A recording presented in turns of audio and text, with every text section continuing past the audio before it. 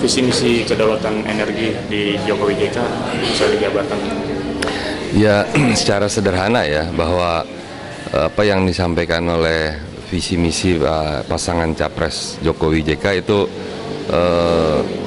mengoreksi kebijakan energi nasional kita sekarang.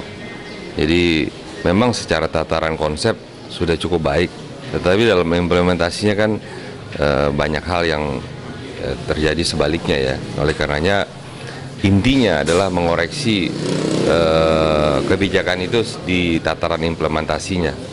Jadi kita tidak lagi mengenal nanti ketergantungan kepada energi yang berbasis fosil misalnya.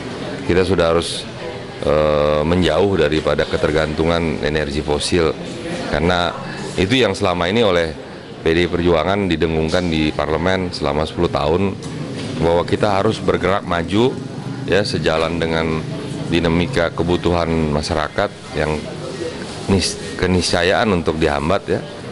Kita akan mensiasatinya dengan kita bergerak menuju energi baru terbarukan dan energi alternatif, tapi itu yang menurut saya tidak dilakukan secara baik oleh pemerintahan SBY, baik SBY yang lalu sampai dengan sekarang ya. Nah, oleh karenanya pemerintahan Jokowi JK nanti akan menitik beratkan kepada koreksi itu. Nah, oleh karenanya nanti akan menuju ke kebijakan energi yang memang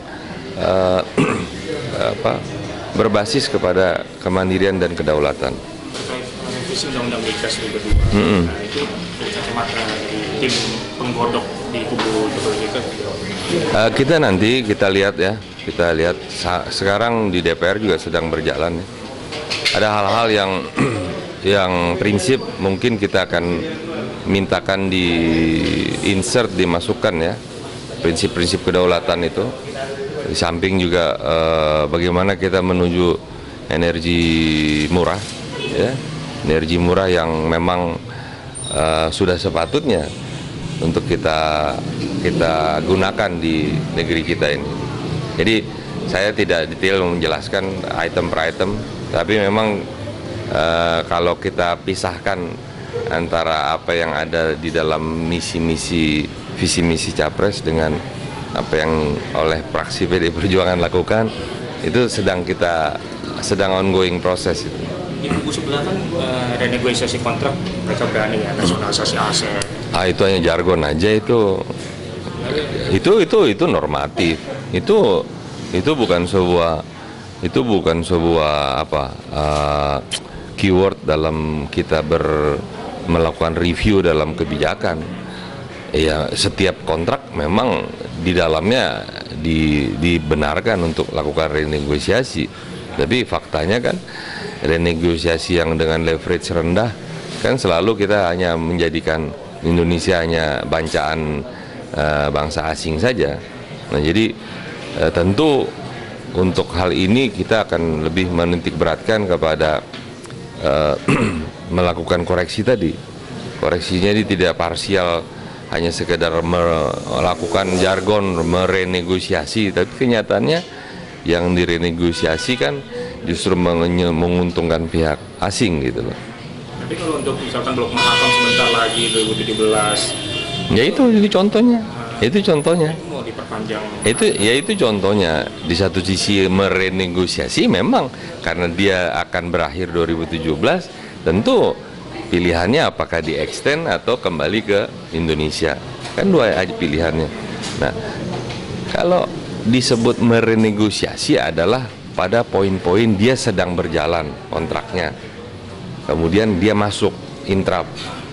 Kemudian dia melakukan interupsi untuk call kepada partnernya.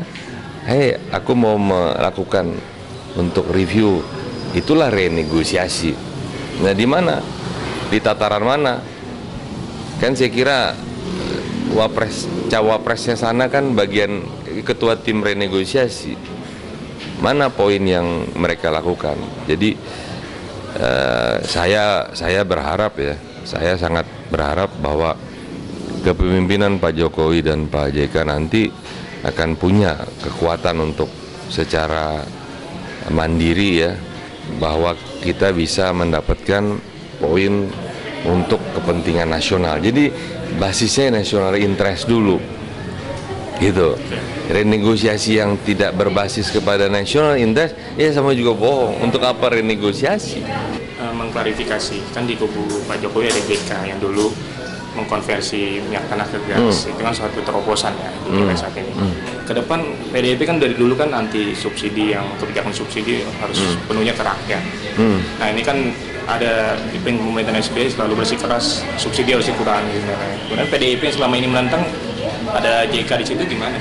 Oh nggak apa-apa, jangan salah ya, jangan salah bahwa PD Perjuangan juga ya, jauh sebelum PD Perjuangan di 2004 ketika pemerintahan Megawati, kita juga ikut patuh tunduk kepada apa yang menjadi keputusan baik perundang-undangan maupun tap MPR. Kita harus menuju kemandirian energi itu dengan juga kita harus melihat titik berat dari nilai ekonomi daripada BBM itu, sehingga tidak juga kita kemudian menolak ya, tapi tidak serta-merta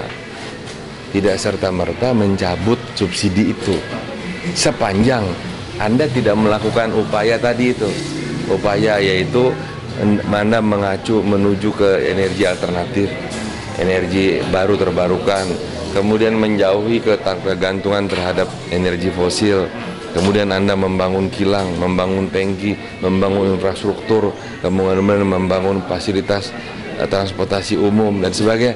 Barulah kemudian masyarakat punya alternatif. Jangan Anda hanya memaksakan kehendak kepada rakyat, rakyat tidak punya pilihan. Jadi ketika gasoline itu harganya seberapa, rakyat harus membeli. Ya tentu kita harus menalangi dengan subsidi. Disitulah kemudian subsidi seolah-olah hanya menjadi beban. Padahal subsidi dari sisi ekonomi juga stimulus dia. Dia tidak hanya dia menjadi beban. Nah disinilah yang saya melihat ya, bahwa dalam 10 tahun ini tidak ada keinginan kemauan. Nah kalau ditanya karena apa, ya tanya mereka. Ya banyak hal, termasuk cengkeraman dari mafia migas itu. Ya yang sekarang juga, ya yang sekarang ikut cawe-cawe juga dalam pemilihan ini.